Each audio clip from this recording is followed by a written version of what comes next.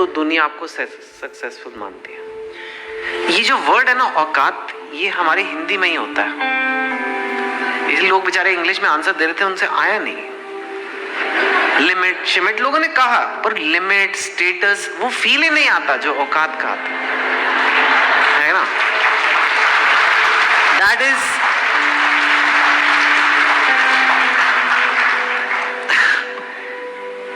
हर Indian को अपनी औकात का एहसास दिलाया जाता है। औकात में रहे,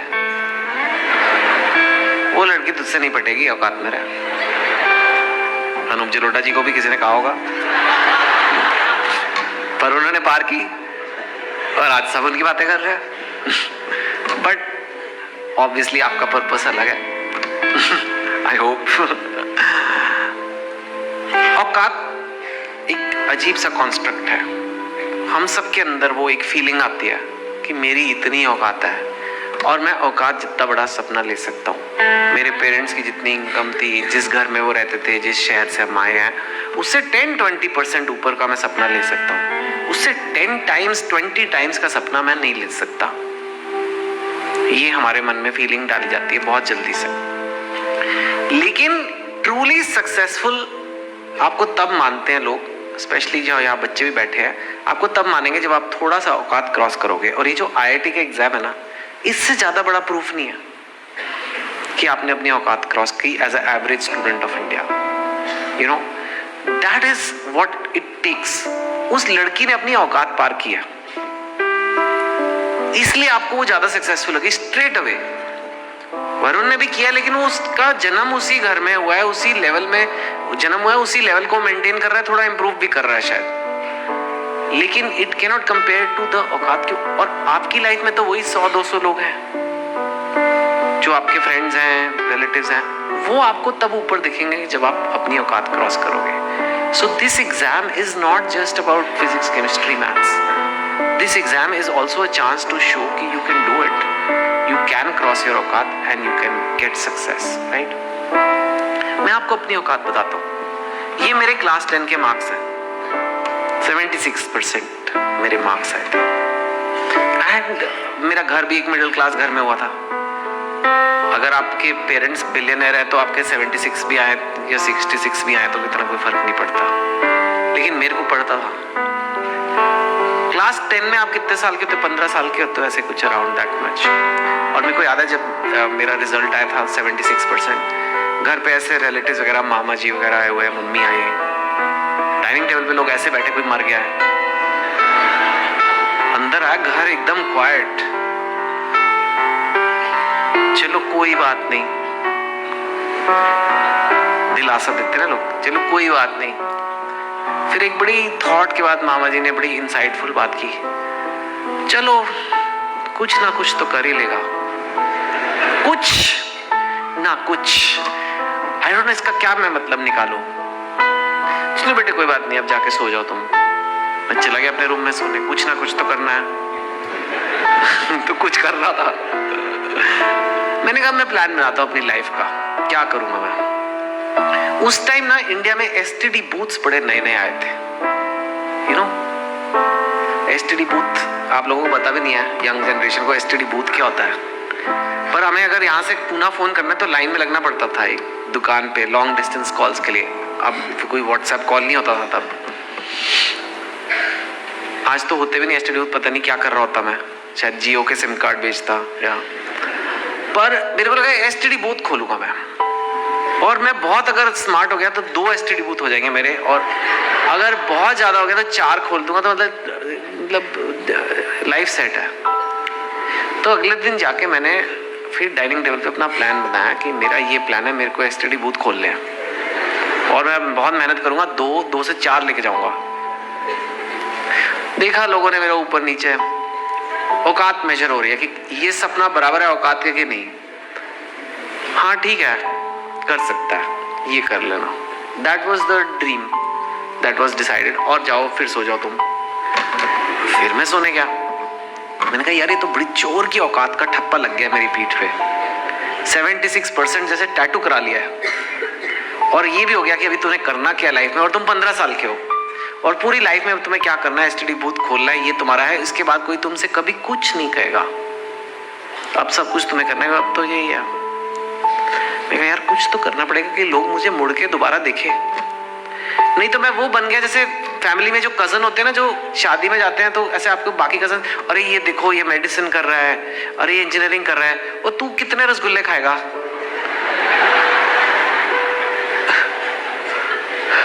मेरी वो औकात बन रही थी वहां। अरे ये चेंज करना है यार, ऐसे तो नहीं चलेगा। तो मैंने कहा यार क्या करूं जो ये लोग मुझे एक बार फिर से मुड़ के देखें कि हाँ नहीं यार ये 76% के आगे भी लड़का कुछ कर सकता है। तो खुद से, and that is the big difference, one of the lessons today. जो भी होगा ना, पेरेंट्स आए हैं आज, ये जिसका भी इस एग्जाम में होगा वो खुद से करेगा। मम्मी चाहे जितने डांटे लगा ले कि जाओ बेटे पढ़ो, वो जब तक अंदर से नहीं आएगा नहीं होगा। क्योंकि मेरे अंदर भी खुद से आया कि बॉस मेरी जिंदगी मेरे हाथ से निकले जा रही है, कोई नहीं परवाह करेगा। तो मैंने कहा सबसे मुश्किल कॉलेज कौन सा है इंडिया में जहाँ एडमिशन पाना। तो उस टाइम पे इतना कोई इंटरनेट वगैरह भी नहीं था, पर मेरे को आईआईटी सबसे मुश्किल होता है। आईआईटी में तुम करके दिखा दो तो लोग बोलेंगे कि तुमने। तो फिर उसके बाद मैंने आईआईटी की मेहनत स्टार्ट की। मैंने आपको पहले कहा मैं कोई जीनियस नहीं हूँ, तो मुझे बहुत मेथोडोलॉजी से पढ़ाई करनी पड़ी थी। अगर आप बहुत गिफ्टेड हो शायद आपके मन में सारा जेई डाउनलोड हो जाए एक सेकंड में, पर मैं तो नहीं था वो, और मोस्ट लोग नहीं होते वैसे। तो मेरे को प्लानिंग से पढ़ाई करनी पड़ी, प्लानिंग से तैयारी करनी पड़ी, और वो कैसे करना है वो भी मैं आपको बताऊंगा। राइट, आज तो मेरा काम अलग है, ये मेरा करियर है। वेरी क्विकली बुक्स करता हूँ, फिल्म्स करता हूँ, कॉलम्स लिखता हूँ मैं अखबार में, टेलीविजन पे कभी आपने देखा होगा, सोशल मीडिया में कुछ करता रहता हूँ। लॉट ऑफ डिफरेंट फील्ड्स में मैंने काम किया। कई लोग मुझे बोलते हैं आपने कैसे किया इतनी अलग अलग फील्ड में, प्लस आप तो इंजीनियरिंग करते थे, कैसे अलग अलग फील्ड में आपने थोड़ा थोड़ा सक्सेस वहाँ पे मिला आपको। मेरे लिए सेम ही है मेथोडोलॉजी। ऑफ कोर्स काम अलग है, पिक्चर बनाना और जेई में होना एकदम अलग अलग चीजें हैं, लेकिन मेंटल प्रेपरेशन सेम है, मेंटल थिंकिंग सेम है, किसी भी चैलेंज को जाके किसी भी चीज़ को ओवरकम करना। और वो मैंने कुछ कॉन्सेप्ट समझने की कोशिश की जो मैं आज आपको समझा दूंगा। जो आपके actual physics, chemistry, maths, biology है, उसके लिए यहाँ एक्सपर्ट्स बैठे हैं मेरे बाद, और ज़्यादा वो आपको ज़्यादा बेटर समझाएंगे। लेकिन माइंड को कैसे रेडी करना है इस तैयारी के लिए वो मैं आपको समझाऊंगा, जो शायद स्कूल में नहीं बताया जाता। जो लोग घबरा जाते हैं तैयारी करने से, यार ये तो मेरी औकात के बाहर है, ये तो होगा ही नहीं मुझसे, वो मैं आपको समझाऊंगा ऐसा क्यों होता है, आपका माइंड क्यों कहता है ये, so that you are at least in the right frame of mind when you are going for this. Right, एक बड़ा इंपॉर्टेंट कॉन्सेप्ट लोग भूल जाते हैं, short effort goals versus long effort goals. ठीक है, सपोजिंग मैं आपको बोलूं कि अपना कमरा साफ करो, आपको कितनी देर लगेगी? 1 घंटा, 2 घंटे मैक्सिमम, चलो बहुत गंदा है। तो आपको मैं बोलता हूँ खाना बनाना है किसी के लिए, कितनी देर लगेगी? 2 घंटे मैक्सिमम। ठीक है, आपको मैं बोलता हूँ बाजार से सब्जी लानी है, 1-2 घंटे लग जाएंगे, ले आओगे। ये गोल्स हैं, गोल है कमरा साफ करना, ये करना। आपने गोल अचीव कर लिया, कर लोगे, हाँ सब्जी ले आना, ले आए, गोल अचीव हो गया। पर क्या आज तक आपने ये सुना है कि यार ये आदमी बहुत सक्सेसफुल है, कल 3 किलो टमाटर खरीद के लाया? कहते कभी ऐसे? क्यों नहीं कहते? ये भी तो गोल था, आज का काम था टमाटर लाना, टमाटर के बिना कैसे सब्जी बनेगी? पर नहीं कहते, उसे नहीं कहते आपने औकात पार किया, उसे नहीं कहते आपने सक्सेस लिया, क्योंकि ये छोटी मेहनत के काम है। छोटी मेहनत मतलब एक दिन में 2-3 घंटे की मेहनत के काम। ये काम रोज आते हैं, ये काम रोजमर्रा की जिंदगी है, ये सब करते हैं। इसको करने में भी एक अचीवमेंट, ऐसा नहीं है कि ये कोई मतलब आपकी तारीफ नहीं होनी चाहिए, लेकिन ये कोई नहीं बोलेगा कि ये बड़ा सक्सेसफुल आदमी है, क्योंकि ये छोटी मेहनत का काम है। अगर आपको औकात पार करनी है, मतलब अगर आपको सक्सेस चाहिए, तो इनवेरिएबली काम जो है वो लंबी मेहनत का होगा। ठीक है, अगर मैं आपको कहता हूं कि मुझे आईआईटी की तैयारी करनी है, 3 दिन में हो जाएगी, हो सकता है ऐसे? अगर मैं आपको बोलता हूं कि मुझे एक बुक लिखनी है, बस 4 दिन दे दो, हो जाएगा? नहीं हो सकता। मेरे को वेट लूज करना है 10 किलो, परसों तक हो जाएगा। ऐसे हो सकता है? नहीं हो सकता, हो ही नहीं सकता। ये लंबी मेहनत के काम है, और लंबी मेहनत के काम जो है उनको करने का तरीका अलग होता है। वो मैं बताता हूँ कैसे। हम मोटिवेशन की बात कर रहे थे। अगर आपका मन नहीं है कमरा साफ करने का, आपका मन नहीं है खाना बनाने का, सब्जी लेकर आने का, आप अपने आप को क्या कहते हो माइंड में? चल कर ले यार, चल करके खत्म करना, फिर सोएंगे, फिर फेसबुक देखेंगे, फिर टीवी देखेंगे, जो भी है बस करना, खत्म कर। इसे मैं कहता हूं धक्का मार मोटिवेशन। इट इज फाइन, हम धक्का मार मार के अपने आप को अगर आपका मन कर रहा है वो काम करने का, वो तो अलग बात है। आई एम सेइंग सपोजिंग आपका मन नहीं है, आप अपने आप को पुश करते हो, धक्का मार motivation. That's what you do. It doesn't work for long effort goals. You know, कितने लोग मुझे मिलते कहते हैं अच्छा बस बहुत हो गया, अब मैं धक्का मारता हूँ, अब मैं करता हूँ, कल से IIT की तैयारी चालू, मैं कल से 15 घंटे रोज पढ़ूंगा। Very good. पहले दिन आपने 15 घंटे पढ़ा, दूसरे दिन आपने 10 घंटे पढ़ा, तीसरे दिन 5 घंटे पढ़ा, फिर अगले दिन आपने कहा मुझे IIT करना ही नहीं है। ये क्या बकवास है? कैसे लोग जाते हैं वहां पे? क्या उसके ना कुछ लाइफ में हो नहीं रहा क्या?